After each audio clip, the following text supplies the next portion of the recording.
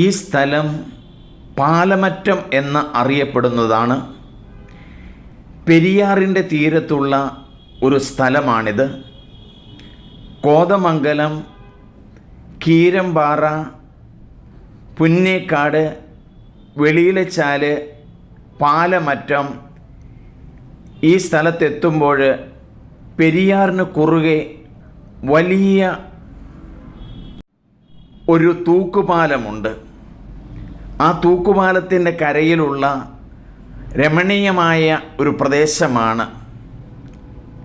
ഇപ്പോൾ പൂത്താൻകെട്ടിലെ വെള്ളം ഇറക്കിയിട്ടിരിക്കുന്നത് കൊണ്ട്, ഒഴുക്കിക്കളഞ്ഞതുകൊണ്ട് പെരിയാറിലേക്ക് ഒഴുകിച്ചേരുന്ന ചെറിയ അരുവികൾ പോലെയുള്ള സ്ഥലമാണ്.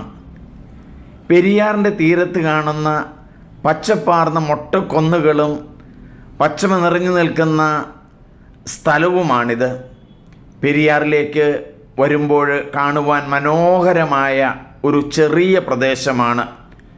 പാലമറ്റത്ത് വന്ന് പലരും ഇത് കാണാതെ പോകുന്നുണ്ട്. കണ്ടുപോകണം. ഇവിടെ കാട്ടിൽ ധാരാളം കാട്ടുമൃഗങ്ങളുണ്ട്. ഇപ്പോൾ കാണുന്നത് ആ പെരിയാറിൻ്റെ തീരത്തേക്ക് പോകുന്ന ചെറിയ ഒരു അരുവി. ഇപ്പോൾ വെള്ളം ഇറക്കി കിടക്കുന്നത് കൊണ്ട് അവിടെ നമുക്ക് കാണാൻ കഴിയുന്നത് കലങ്ങിയ വെള്ളമാണ്. ആ അരുവിയുടെ തീരത്ത് വരുന്ന കാട്ടുവാഴകൾ, കാട്ടുഫലങ്ങൾ എല്ലാം ധാരാളമുണ്ട്. തട്ടേക്കാട് പക്ഷി സങ്കേതത്തിൻ്റെ ഏറ്റവും അടുത്തുള്ള ഒരു പ്രദേശം കൂടിയാണിത്. ഇപ്പോൾ കാണുന്നത് ആ പെരിയാറിലെ വെള്ളം കിടക്കുന്നതാണ്. പെരിയാറിലേക്ക് വലിയൊരു അരുവി ഒഴുകിയെത്തുന്നതാണ്.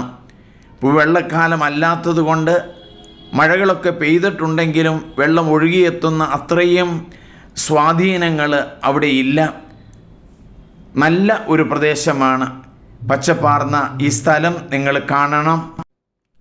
എത്ര കണ്ടാലും ഈ കുഞ്ഞ് മൊട്ടക്കുന്നുകളും ആ പുഴയിലേക്ക് ഒഴുകിപ്പോകുന്ന ഈ അരുവിയും കണ്ണിന് അത്രമാത്രം ഇമ്പമാർന്ന ഒരു പച്ചപ്പ് നൽകുന്നതാണ്. ഈ പച്ചപ്പാർന്ന പ്രദേശം ആ തൂക്കുപാലത്തേക്ക് വരുമ്പോൾ നിങ്ങൾ കാണണം. അത്രമാത്രം സുന്ദരമാണ് ഈ ചെറിയ പ്രദേശം. ഇവിടെ വളർന്നു നിൽക്കുന്ന ചെടികൾ, മരങ്ങൾ, കാട്ടുകനികളൊക്കെ കാണണം.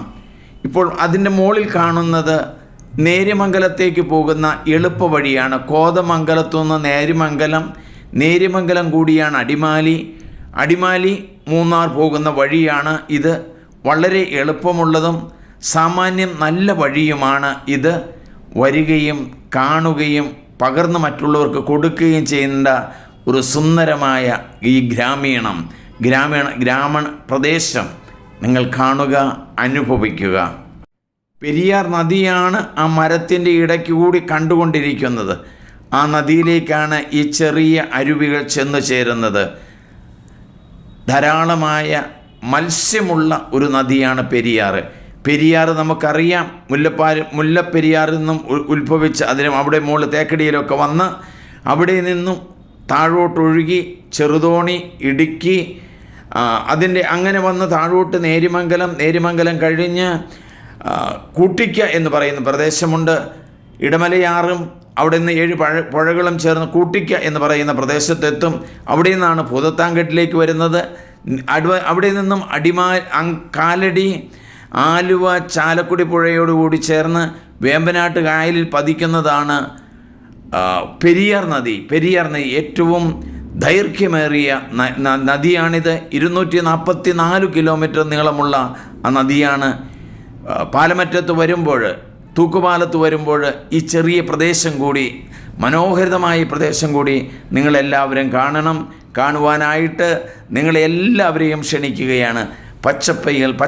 പച്ചപ്പാർന്ന പട്ടു പുതച്ച് കിടക്കുന്ന ഈ പ്രദേശത്തെ കാണുക, കണ്ണ് നിറയെ കാണുക. അത്രമാത്രം സുന്ദരമാണ്.